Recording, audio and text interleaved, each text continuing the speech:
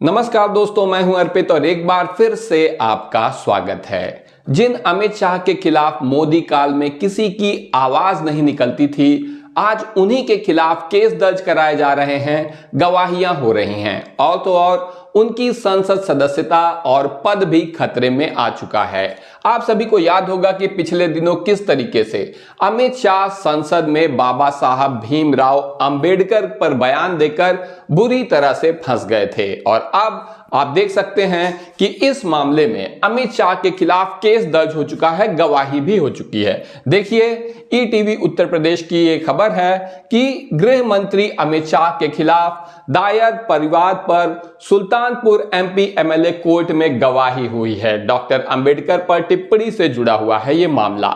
ऐसे ही एक मामले में राहुल गांधी के ऊपर कार्रवाई हुई थी, उनकी संसद सदस्यता छीन ली गई थी। इतना ही नहीं, उनका बंगला भी उनसे ले लिया गया था। ऐसे में अब गृह मंत्री अमित शाह के ऊपर भी इसी तरह की कार्रवाई होती नजर आ रही है, क्योंकि आप देख सकते हैं यहां क्या हुआ है। डॉक्टर भीमराव अंबेडकर को लेकर केंद्रीय गृह मंत्री अमित शाह की ओर से लोकसभा भवन में की गई टिप्पणी के प्रकरण में गुरुवार को सुल्तानपुर एमपी एमएलए कोर्ट में गवाह के बयान दर्ज हो गए हैं। अब कोर्ट इस मामले में 7 फरवरी को सुनवाई करेगी, जिसमें दूसरे गवाह के बयान दर्ज किए जाएंगे। इससे पहले 15 जनवरी को परिवादी ने अपने बयान कोर्ट में दर्ज कराए थे। यानी न केवल अमित शाह के खिलाफ कोर्ट में केस हुआ है, बल्कि बयान भी दर्ज हो रहे हैं। और यहां पर आप देख सकते हैं कि अंबेडकर का नाम लेकर किस तरीके से अमित शाह ने भरे सदन में कहा था कि आज अंबेडकर का नाम लेना फैशन हो गया है, अगर इतना नाम भगवान का लेते तो स्वर्ग मिल जाता। इसी को लेकर आप देख सकते हैं कि गृह मंत्री अमित शाह के खिलाफ परिवाद दायर हो चुका है। और इतना ही नहीं, अब स्थिति यह है कि अभी तक भारतीय जनता पार्टी के नेताओं के खिलाफ कोई कहीं पर भी कंप्लेंट नहीं हो सकती थी। अदालत में केस पहुंचना तो बहुत दूर की बात है, गृह मंत्री जैसे व्यक्ति के ऊपर, अमित शाह जो कि भाजपा के चाणक्य कहे जाते हैं, उनके ऊपर कोई कार्रवाई होना तो बहुत दूर की बात थी। भाजपा के छोटे मोटे नेताओं के खिलाफ भी कहीं कोई कंप्लेंट होना मुमकिन नहीं था। वहीं आपने देखा कि राहुल गांधी की संसद सदस्यता चली गई थी। दिल्ली के मुख्यमंत्री थे अरविंद केजरीवाल, जेल में काफी समय बिताया। इसी तरह से झारखंड के मुख्यमंत्री हेमंत सोरेन को भी जेल जाना पड़ा था।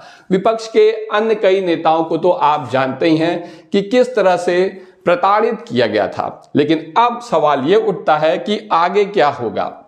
क्या अमित शाह की भी कुर्सी जाएगी, क्योंकि राहुल गांधी की ऐसे ही मामले में चली गई थी। क्या अमित शाह ने अगर अब माफी नहीं मांगी तो उन्हें जेल भी हो सकती है, क्योंकि यह भी प्रावधान है कि उन्हें जेल होगी अगर वो माफी नहीं मांगते हैं। तो आप देखिए, ये है राम खिलावन, जिन्होंने ये केस दायर किया है। इनका क्या कहना है? राम खिलावन का कहना था कि जिनकी बदौलत अमित शाह गृह मंत्री हैं, उन्हीं के खिलाफ उन्होंने ऐसी टिप्पणी की है, यानी कि बाबा साहब भीमराव अंबेडकर के बारे में, जिनको करोड़ों गरीब मजदूर अपना भगवान मानते हैं। उनकी इस टिप्पणी से करोड़ों लोगों की भावनाएं आहत हुई हैं। इससे मेरी भी भावना आहत हुई है। इसी को लेकर मैंने अमित शाह के खिलाफ ये परिवाद दायर किया है। आप सभी को याद होगा कि राहुल गांधी के खिलाफ भी भावनाओं को आहत करने वाला ऐसा ही एक केस था। इन्हीं धाराओं के तहत भी राहुल गांधी के ऊपर मुकदमा हुआ था। सेम धाराएं हैं, जिन धाराओं के खिलाफ राहुल गांधी के खिलाफ मुकदमा दर्ज हुआ था, उन्हीं धाराओं में अमित शाह के खिलाफ भी मुकदमा दर्ज हुआ है। राहुल गांधी ने 2019 में कहा था कि सारे मोदी चोर हैं, और इस मामले में ट्रायल काफी तेजी से हुआ था और राहुल गांधी की आखिरकार न केवल संसद सदस्यता चली गई थी, बल्कि उनका बंगला भी छीन लिया गया था, जो सांसदों को दिया जाता है। इस मामले में जब राहुल गांधी से माफी मांगने को कहा गया था, तो राहुल ने कहा था कि मैं सावरकर नहीं गांधी हूं, माफी नहीं मांगूंगा। राहुल गांधी ने अंत तक माफी नहीं मांगी और उन्होंने यह भी कहा कि वो मोदी और अडानी पर सवाल मैं पूछता रहूंगा, अगर सांसदी छिन जाती है तो छिन जाए। असल में उन्होंने मेहुल चोस्की के मामले में यह बात कही थी और नीरव मोदी के मामले में यह बात कही थी, लेकिन इन्होंने कहा कि वो अडानी और मोदी के ऊपर सवाल उठाना बंद नहीं करेंगे। अब क्या अमित शाह माफी मांगेंगे या नहीं, क्योंकि जब राहुल गांधी ने माफी नहीं मांगी तो उनकी आप देख सकते हैं संसद सदस्यता भी चली गई थी और उनको बेघर भी कर दिया गया था, उनका बंगला भी उनसे छीन लिया गया था।